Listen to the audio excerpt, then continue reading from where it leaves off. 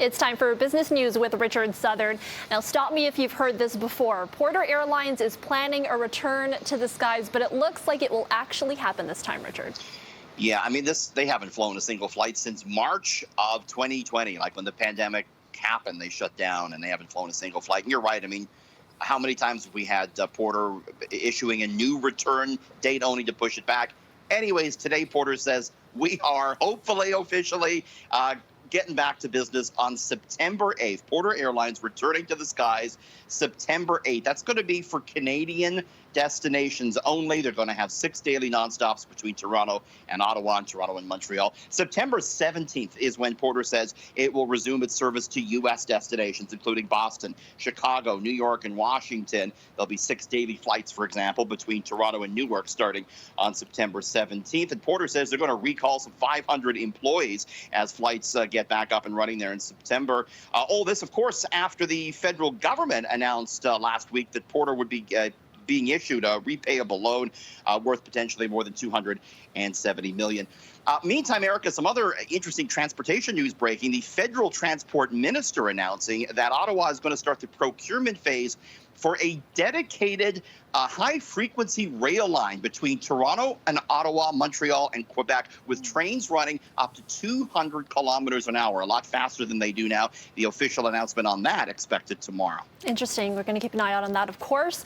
Lockdown restrictions are being eased in some parts of the world, and that's having a bit of a surprising side effect.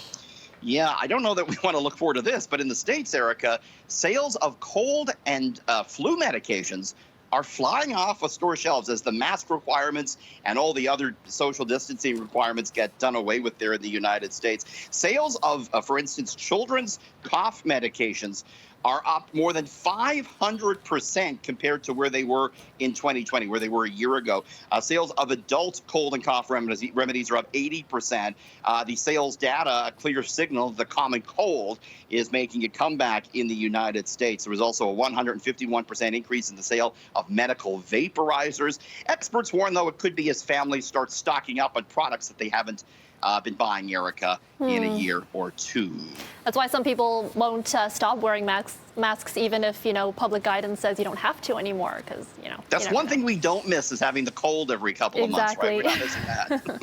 Okay, and finally, it's Branson versus Bezos. The two billionaires are in a race to get to space, Richard. Yes, the billionaire space race. It's going to come to, we think, a conclusion in the next couple of weeks, because Richard Branson, who's been, working on his Virgin Galactic space program for years to bring paying passengers into low Earth orbit, Branson says he's going to be on the first flight himself July 11th next week, just 9 days before Jeff Bezos is planning to fly to space aboard his Blue Origin rocket that he's built. Now, these two have been going at it for a while, so it looks at this point like Branson's going to be the first unless something happens. Of course, there's a third name here, and that's Elon Musk, who has, the most prominent rocket company of them all with SpaceX. He has been very vague about his desires to go himself. He did say once, though, that his desire was to die on Mars. So who knows? These guys are going to be battling it out in the next couple of weeks.